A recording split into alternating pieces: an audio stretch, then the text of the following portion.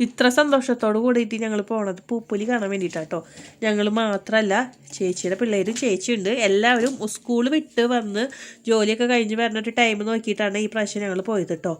ഇവിടെയാണെന്നുണ്ടെങ്കിൽ ഇപ്പോൾ വൈകുന്നേരം ഒരു 4 മണിക്ക് ശേഷം ഭയങ്കര തണുവാണ്. കഴിഞ്ഞ പ്രാവശ്യത്തൊക്കെ അപേക്ഷിച്ചിട്ട് ഈ പ്രാവശ്യം നല്ല തണുവാണ് കേട്ടോ വയനാട്.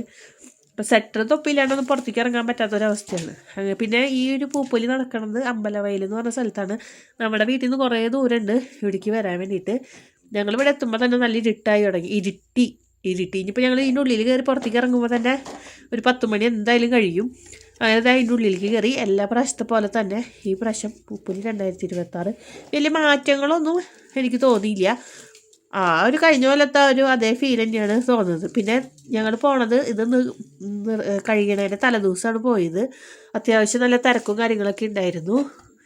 പിന്നെ വെറുതെ നമുക്കൊന്ന് എൻജോയ് ചെയ്ത് ഇങ്ങനെ നടന്ന് ഇങ്ങനെ ആൾക്കാരൊക്കെ കണ്ട് പൂക്കളൊക്കെ കണ്ട് അങ്ങനെ പോവാം എന്നുള്ളൊരിതിൽ വരാമെന്ന് മാത്രം. പൂക്കളൊക്കെ ചിലതൊക്കെ ഇങ്ങനെ കരിഞ്ഞു തുടങ്ങി കേട്ടോ. ഇത്ര ദിവസമായില്ലോ. ഇത് ജനുവരി 1 തുടങ്ങിയിട്ടുള്ളത്. 14 തീയതിയാണ് ഞങ്ങൾ പോണത്. അപ്പോഴേക്കും പൂക്കളൊക്കെ ചെറുതായിട്ട് അവിടെ നിന്നൊക്കെ ചെറുതായിട്ട് ഇങ്ങനെ കരിഞ്ഞ് തുടങ്ങിയിട്ടുണ്ട്. പിന്നെ വെറൈറ്റി പൂക്കളുണ്ടായിരുന്നു കേട്ടോ, അതെടുത്ത് പറയണം. വെറൈറ്റി പൂക്കളും കാര്യങ്ങളൊക്കെ ഉണ്ട്. പക്ഷേ അത് നമുക്ക് അല്ലാതൊന്നും ഫോട്ടോ ആയിട്ടും വീഡിയോ ആയിട്ടൊന്നും പകർത്താൻ പറ്റിയിട്ടുണ്ടായിരുന്നില്ല കേട്ടോ. തിരക്കുണ്ട്. നമ്മളൊന്ന് വീഡിയോ എടുക്കാൻ നിൽക്കുമ്പോൾ അപ്പുറത്തുള്ള ആൾക്കാർ വീഡിയോ എടുക്കാൻ നിൽക്കാവും. പിന്നെ നമ്മൾ അവരെ ഡിസ്റ്റർബ് ചെയ്യാണ്ട് വേണമല്ലോ ഓരോ കാര്യങ്ങൾ ചെയ്യാൻ വേണ്ടിയിട്ട്. ചെണ്ടുമല്ലിയൊക്കെ ഇതങ്ങനെ ചെറുതായിട്ട് കണ്ടോ കരിഞ്ഞ് തുടങ്ങി. പിന്നെ അത് ബുഷ് കൊണ്ട് പൂപ്പൊലി എന്നൊക്കെ എഴുതിയിട്ടുള്ള ഇതൊക്കെ ഉണ്ടായിരുന്നു. കാണാനൊക്കെ രസമൊക്കെ ഉണ്ട്. രാത്രിയായ കാരണം ലൈറ്റും കാര്യങ്ങളൊക്കെ കാണുമ്പോൾ ഒരു പ്രത്യേക ഒരു വൈബ് തന്നെയാണ് കേട്ടോ. എൻ്റർടൈൻമെൻറ്റ് ചെയ്യാൻ ഉദ്ദേശിക്കുന്ന ആൾക്കാർക്ക്, നല്ല വൈബായിട്ടുള്ള ആൾക്കാർക്കൊക്കെ ഈ ഒരു സമയത്ത് വന്നു കഴിഞ്ഞാൽ അടിപൊളിയാണെന്ന് തന്നെ പറയാം കേട്ടോ. പിന്നെ കുട്ടികൾക്കും ഭയങ്കര ഇഷ്ടപ്പെടും. ലൈറ്റും ആൾക്കാരും സൗണ്ടുകളും പാട്ടൊക്കെ കേൾക്കുമ്പോൾ അവർക്കും ഭയങ്കര ഇഷ്ടം കാര്യങ്ങളൊക്കെയാണ് കേട്ടോ. പിന്നെ ഡാഗിനിയമ്മൂമ്മ ഉണ്ടായിരുന്നു, പാമ്പുണ്ടായിരുന്നു, മാനുണ്ടായിരുന്നു, കടുവുണ്ടായിരുന്നു, കരടി ഉണ്ടായിരുന്നു. അങ്ങനെ ഓരോ ഭാഗത്ത് ഓരോരോ ആൾക്കാരെ മൃഗങ്ങളെയും ആൾക്കാരെയൊക്കെ അവർ വെച്ചിട്ടുണ്ടായിരുന്നു കേട്ടോ. പിന്നെ ചെറിയൊരു പാർക്ക് ഉണ്ടായിരുന്നു. ഈ ഒരു പാർക്കിൽ ഒരു കുട്ടിക്ക് കയറാൻ തന്നെ 10-15 മിനിറ്റ് വെയിറ്റ് ചെയ്യണം. അത്രയും ക്യൂ ആണ്. കാരണം ഇതിൽ കയറാൻ തന്നെ പറ്റുള്ളൂ. മറ്റേ റൈഡുകളിൽ കയറുമ്പോൾ നമ്മുടെ പോക്കറ്റ് കാലിയാവും. ഭയങ്കര കത്തിയായിരുന്നു കേട്ടോ. ഭയങ്കര കത്തി എന്ന് പറഞ്ഞാൽ പോരാ, ഭയങ്കര കത്തി തന്നെയാണ്. ഈ പ്രാവശ്യം ഞാൻ പറഞ്ഞില്ലേ മാറ്റങ്ങൾ ഒന്നും ഇല്ല. പക്ഷേ മാറ്റമുള്ളത് പൈസയിലാണ് മാറ്റങ്ങളുള്ളത്. ടിക്കറ്റിനും അതുപോലെ തന്നെ ഈ റൈഡുകൾക്കൊക്കെ ഭയങ്കര ചാർജാണ് ഈ പ്രാവശ്യം എനിക്ക് ഫീൽ ചെയ്തത് കേട്ടോ. ഈ ഒരു റൈഡിൽ ഒരു കുട്ടിക്ക് കയറാൻ, ഏതൊരു റൈഡിലായാലും ഒരു കുട്ടിക്ക് കയറാൻ 100 രൂപയാണ് അവർ പറയണ റേറ്റ്.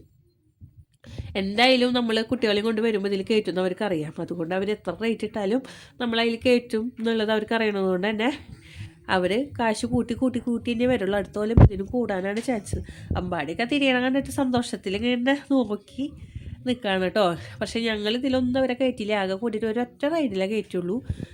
പിന്നെ കഴിഞ്ഞ കൊല്ലം കയറിയാലൊന്നും ഈ കൊല്ലം കയറ്റില്ല എന്നും പറഞ്ഞിട്ടുണ്ടായിരുന്നു കേട്ടോ. പക്ഷേ ആകെ കൂടി റിസ്ക് ഇല്ലാണ്ട് പോണത് ഇത് മാത്രമാണ്. അതുകൊണ്ട് കഴിഞ്ഞ കൊല്ലം ഇതിൽ കയറിയിട്ടുണ്ടായിരുന്നു. അപ്പോൾ ഈ കൊല്ലം ഇതിൽ തന്നെ അവരെ കയറ്റി. പിന്നെ അവിടെ നിന്ന് നമ്മൾ ഭക്ഷണമോ കാര്യങ്ങളോ ഒന്നും കഴിച്ചൊന്നുമില്ല. നമ്മൾ അതിൻ്റെ ഉള്ളിലേക്ക് കയറുന്നതിലും പിന്നെ ചായ കഴിച്ചിട്ടാണ് കയറിയത്. പിന്നെ പുറത്തിറങ്ങിയിട്ട് ഭക്ഷണം കഴിക്കാമെന്നുള്ളൊരു പ്ലാനിങ് ആയിരുന്നു. പിന്നെ ഭക്ഷണം കാര്യങ്ങളൊക്കെ അതിൻ്റെ ഉള്ളിൽ തന്നെ ഉണ്ടായിരുന്നു. മുക്കിൽ ഐസ്ക്രീമിൻ്റെ സ്റ്റോറുകളുണ്ടായിരുന്നു കുട്ടികളെ മയക്കാൻ വേണ്ടിയിട്ട്. നമ്മൾ അവരെയൊക്കെ ഒരു വിധത്തിലാണ് അവിടെ നിന്നൊക്കെ പറിച്ച് ഇങ്ങനെ കൊണ്ടുവരുന്നത് കേട്ടോ. പിന്നെ ഞാൻ പറഞ്ഞില്ലേ ലൈറ്റ് പറയാതിരിക്കാൻ വയ്യ, സൂപ്പറാണ്. ആകെ കൂടിയിട്ട് ഇതിൻ്റെ ഒരു ഹൈലൈറ്റ് എന്ന് പറയുന്നത് ഈ പൂക്കളും ലൈറ്റും മാത്രം തന്നെയാണ് കേട്ടോ. പിന്നെ ഞാൻ പറഞ്ഞില്ലേ വെറൈറ്റി പൂക്കൾ. ഈ പൂക്കളൊക്കെ ഇഷ്ടമുള്ള ആൾക്കാർക്കൊക്കെ ഭയങ്കര ഇഷ്ടപ്പെടുന്ന ഒരു സ്ഥലമാണ് കേട്ടോ പൂപ്പൊലി. അങ്ങനെ 2026 പൂപ്പൊലി ഞങ്ങൾ കണ്ടു കഴിഞ്ഞു. ഇനിയിപ്പോൾ അടുത്ത കൊല്ലത്തെ കാണാൻ വരുമോ എന്നൊന്നും നമുക്കറിയില്ല. അങ്ങനെ നല്ല രീതിയിൽ നമ്മൾ ഈ പ്രാവശ്യത്തെ പൂപ്പൊലിയൊക്കെ കണ്ട് അങ്ങനെ ഇറങ്ങി. പോണ വഴിയിൽ ഞങ്ങൾ ഭക്ഷണം കഴിക്കാൻ ഒരു ഹോട്ടലിൽ കയറിയിട്ട് ഞങ്ങൾ ഹോട്ടലുകളൊക്കെ അടച്ചു തുടങ്ങിയിട്ടുണ്ടായിരുന്നു. ഭാഗത്തിന് ഒരു ഹോട്ടലിൽ കയറി ഞങ്ങൾ നെയ്ച്ചോറും ബിരിയാണിയാണ് പറഞ്ഞത്. അത് കഴിച്ച് വീടെത്തുമ്പോൾ 1 മണിയൊക്കെ ആയിട്ടോ. അപ്പോൾ ഇന്നത്തെ വീഡിയോ ഇത്രയുള്ളൂ. അടുത്തൊരു വീഡിയോയിൽ